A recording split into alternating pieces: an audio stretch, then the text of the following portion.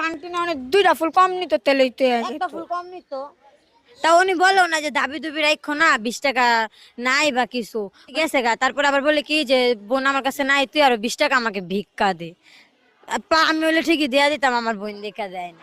পরে গেছি গা, পরে আবার আসছি, পরে আমি বলছি আপা আর 20 টাকা দিবেন, পরে বলছে না, পরে বলছে আপা 20 টাকা দিবেন, পরে দিছে ককি দে, পরে দিছি মানে 100 টাকা দিছে, আমি বলছি আপা আর 20 টাকা দিবেন না, ককি না, পরে সিঙ্গেল ছেড়ে দিছে। সে কি জোর করে তোমার কাছ থেকে নিছে? না, আমি তো বলছি 120 টাকা, আমি তো জানি সে 120 টাকাই দিব, আমি কি জানি যে 100 টাকা দিব।